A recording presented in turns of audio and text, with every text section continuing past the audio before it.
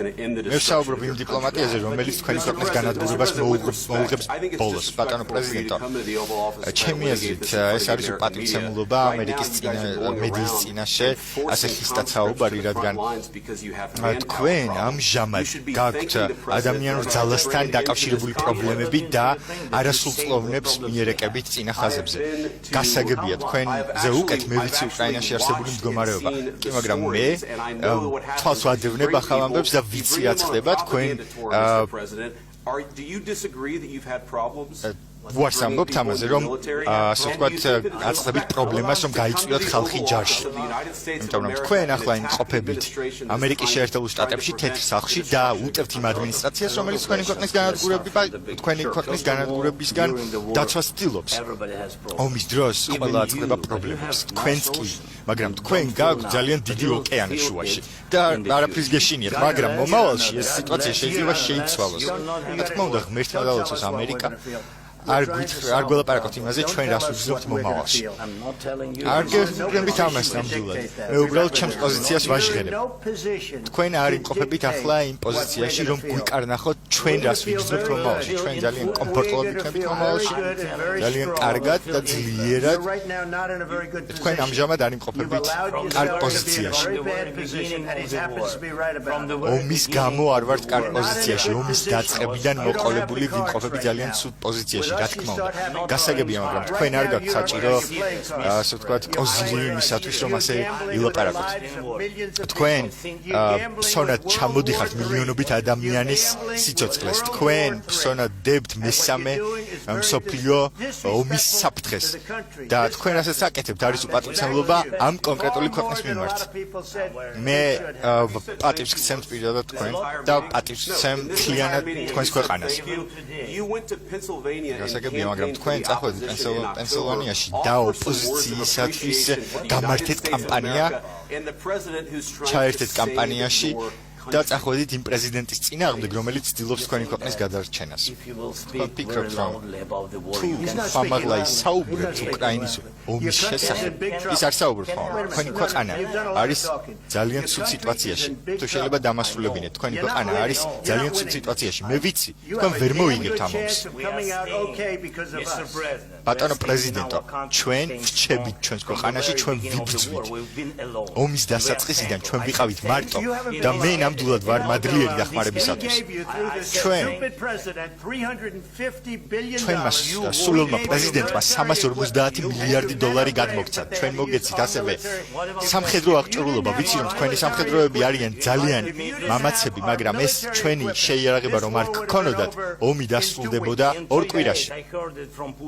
დიახ, ეს პუტინისგანაც მომისმენია, რომ 3 დღეშიც კი დასრულდებოდა, 2 კვირაში დასრულდებოდა. ეს უკვე ძველი ისტორია. მე ძალიან ბევრჯერ გადაუხადე მადლობა ამერიკას. გასაგებია, რომ რაღაცებზე ვერ ვთანხმდებით, მოდი ახლა შევამსუბუქოთ ეს უთანხმოებები იმის ნაცვლად, რომ მედიის წინაშე ვიდაოთ, როდესაც თქვენ მცდარ პოზიციას აჟღერებთ, იმიტომ რომ ვიცით, რომ ეს არის მცდარი პოზიცია.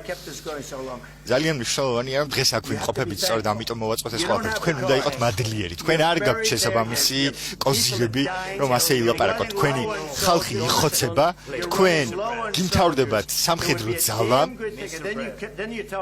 და ამის შემდეგ მეუბნებით, რომ ცეცხლის შეწყვეტა არ მინდა. ცეცხლის შეწყვეტას ვერ მოვაწერ ხელს და მინდა, რომ განვაგრძო ეს პროცესი.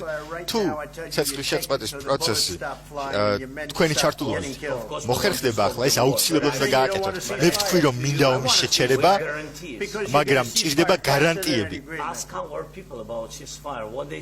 კითხეთ აბა ჩვენ ხალხს, რას ფიქრობენ ისინი ომის შეწყვეტის შესახებ. ეს იყო ბაიდენის პოზიცია, რომელიც არც ისე ჭკვიანი იყო, რომ გაგრძელებულიყო ომი. გასაგებია, მაგრამ ჩვენ ახლა თქვენს პრეზიდენტობაზე ვსაუბრობთ.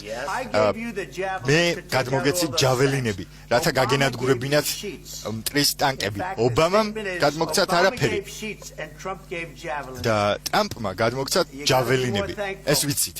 ამიტომ მადლიერება უფრო მეტად უნდა გამოხატოთ ჩემ მიმართ, იმიტომ რომ ჩვენთან ერთად თქვენ გაქვთ შესაბამისი კოზირები, მაგრამ ჩვენ გარეშე არ გაქვთ ეს ძლიერი შლები.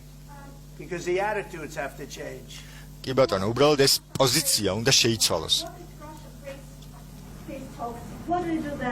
I understand that it's a heated conversation right What are you now. saying? She's asking what if Russia breaks the ceasefire? რა მოხდება What if თუ they- კი what if რუსეთი anything? დაარღვევს What ცეცხლის if a შეწყვეტის bomb შეთანხმებას drops on your head right მაშინ now? რა მოხდება თუ კი ბომბი What if they დაგვეცემა broke ამ წამს I don't know, თავში they broke it არ with ვიცი Biden because Biden ბაიდენთან didn't რატომ respect him. They didn't შეწყვიტეს respect Obama. რატო დაარღვიეს They შეთანხმება ეს respect ვიცი me. იმიტომ რომ მას პატივს არ სცემდნენ Let me tell you, Putin ვიცი went რომ through a hell of a ობამას lot არ with სცემდნენ me. He პატივს went through a მაგრამ phony მე witch მცემს hunt პატივს where they ეს used ვიცი him and Russia. Russia. You ever hear that რუსეთი deal? That was a ჩემმა phony. წინა მორბედებმა გამოიყენეს როგორც Hunter საფრთხობელა. Biden, Joe Biden scam. ეს იყო ჯო ბაიდენის Shifty Adam Schiff. სკამერული სქემა.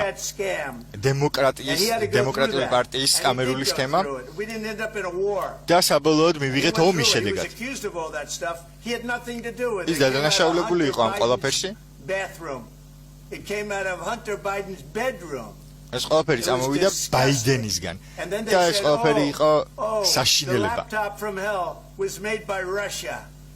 და შემდეგ ყველაფერი დაბრალდა რუსეთს 51 აგენტს ყველაფერი ეს იყო სკამერული სქემა მაგრამ მას არ ქონდა არჩევანი